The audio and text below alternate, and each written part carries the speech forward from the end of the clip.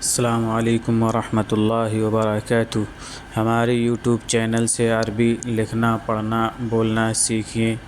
By Nadwi, نحو، صرف، ترکیب، انشاء، ترجمہ قرآن حدیث۔ اس سے پہلے والے سبق میں ہم نے تثنیہ کا اعراب پڑھا تھا۔ آج کے سبق میں ہم جانیں گے جمع کا بیان، جمع کی کتنی قسمیں ہیں، جمع کیا ہے، جمع کی تعریف کیا ہے، جمع کا اعراب کیا ہے، وغیرہ وغیرہ۔ جمع کا بیان، جمع وہ اسم ہے جو دو سے زیادہ پر دلالت کرے، یعنی ایک کہتے ہیں واحد کو اور دو کہتے ہیں تثنیہ کو۔ اب دو سے زیادہ جتنی بھی چیزیں ہوں گی، 3، 4، 5، 6، 7، 8 وغیرہ وغیرہ جتنی بھی ہوں گی، اس میں جمع کا اطلاق ہوگا، وہاں جمع کے لفظ استعمال کرے جائیں گے۔ جمع کی دو قسمیں ہیں، جمع مکسر، جمع سالم۔ مکسر اور سالم دو قسمیں جمع کی جاتی ہیں، جس میں سے جمع مکسر وہ جمع ہے جس میں واحد کا وزن باقی نہ رہے، یعنی رجل ہے تو رجل کی جمع جو آتی ہے وہ رجال آتی ہے۔ تو اب رجال میں دیکھیے نہ را ہے، جیم ہے اور لام ہے، 3 حرف ہیں۔ اب رجال میں دیکھیے، رجال میں 4 لفظ ہیں، را ہے، جیم ہے، الف ہے، لام ہے۔ تو اس میں یہ دیکھنا ہے ہمیں کہ پہلا ہے رجل واحد ہے، تو واحد کی تینوں حرف اس میں پائے جا رہے ہیں سیم، یا کچھ بڑھے ہوئے ہیں یا کچھ کم ہیں۔ اگر بڑھے ہوئے ہیں یا کم ہیں تو وہ جمع مکسر ہوتی ہے۔ جیسے یہ جمع واحد میں تبدیلی کرنے سے بنتی ہے، یعنی واحد کے لفظ میں جو ہے تبدیلی کی جائے گی، ایک لفظ بڑھا کر یا 2 لفظ بڑھا کر۔ جیسے رجل کی جمع رجال ہے، تلمیذ کی جمع تلامیذ ہے، نافذۃ کی جمع نوافذ ہے، وغیرہ وغیرہ۔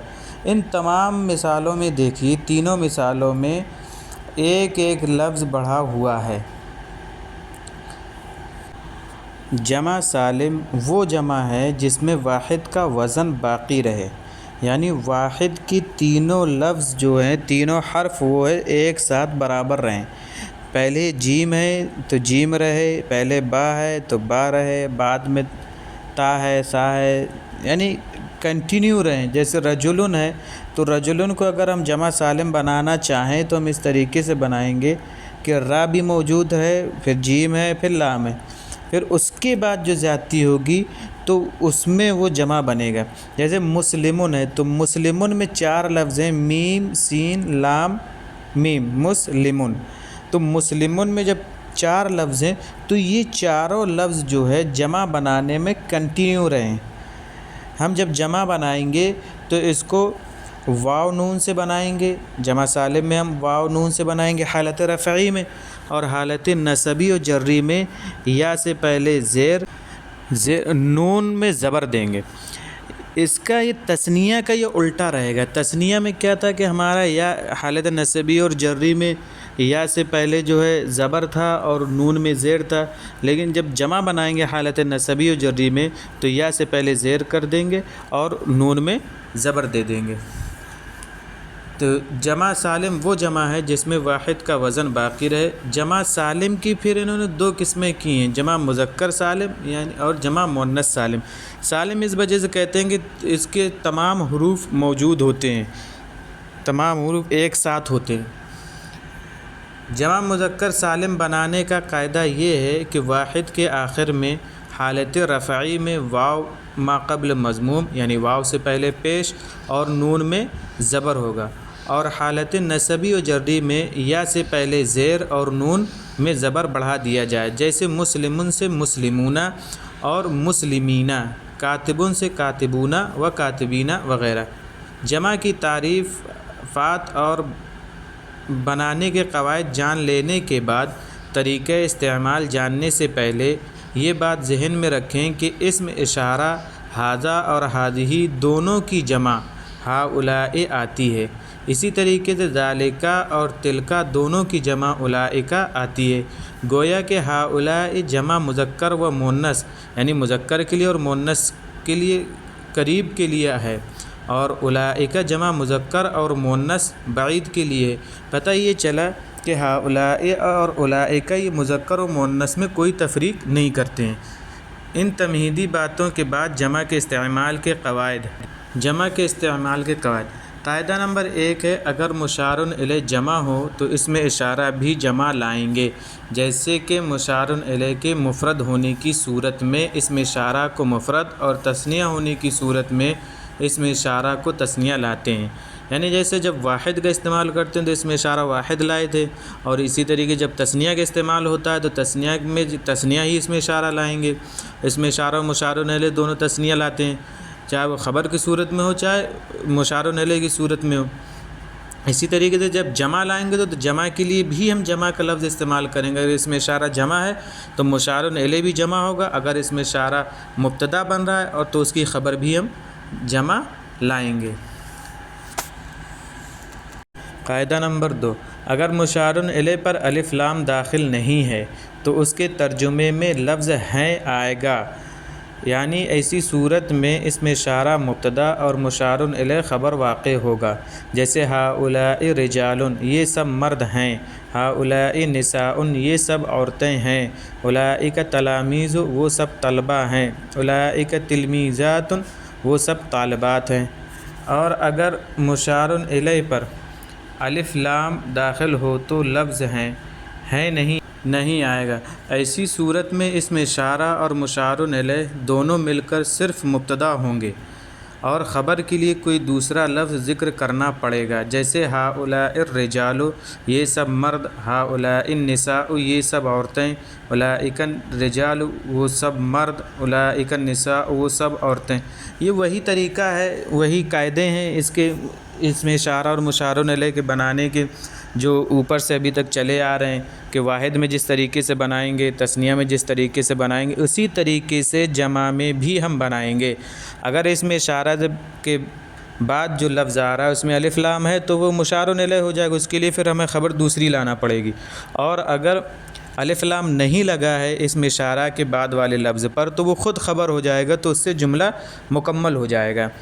یہ وہی قاعدہ ہے، واضح رہے کہ یہ وہی قاعدہ ہے جو شروع سے بیان ہوتا آ رہا ہے۔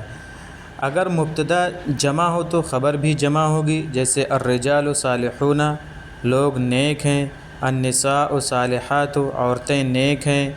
اور اگر اس میں اشارہ اور مشار الیہ دونوں مل کر مبتدا ہوں تو یوں کہیں گے ہؤلاء الرجال صالحون یہ لوگ نیک ہیں، اولئک النساء صالحات وہ عورتیں نیک ہیں۔ ان جملوں کی ترکیب اس طرح ہوگی کہ ہؤلاء اس میں اشارہ، الرجال مشار الیہ، اس میں اشارہ اپنے مشار الیہ سے مل کر مبتدا، صالحون خبر، مبتدا اپنی خبر سے مل کر جملہ اسمیہ خبریہ ہوا۔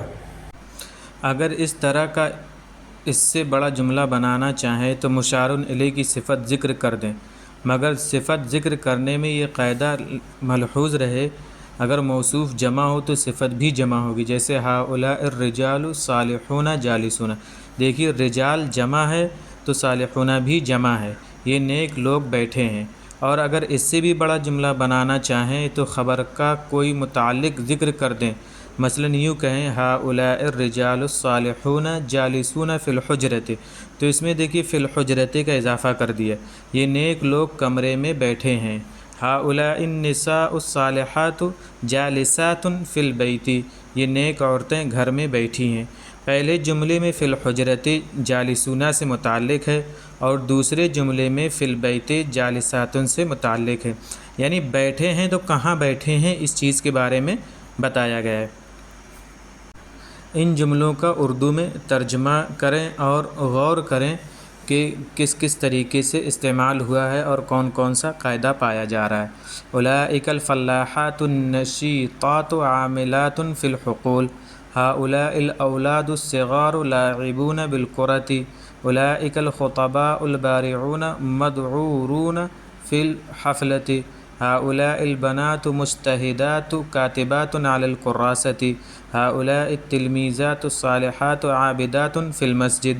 أولئك الأصدقاء المحترمون حاضرون في البيت. أولئك النساء المسافرات جالسات في المحطة. هؤلاء الإخوة العابدون جالسون في المسجد. هؤلاء الخادمات المجتهدات حاضرات في المطبخ. ان کا ترجمہ کریں۔ ان جملوں کی عربی بنائیں قاعدے کا لحاظ رکھتے ہوئے۔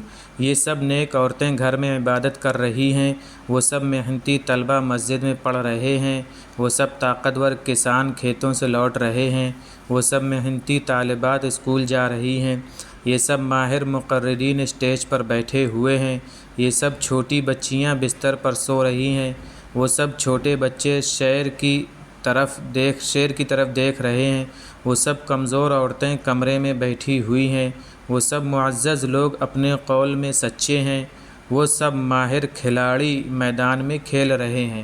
یہ رہے ہیں یہ فعل نہیں ہے بلکہ اسم فعل استعمال کیا گیا ہے، جو کہ جب فعل کی بحث آئے گی تو ہم اس کے بارے میں بتائیں گے۔ ہم لکھ دیں گے کہ کون سا لفظ اس میں استعمال کیا جائے گا۔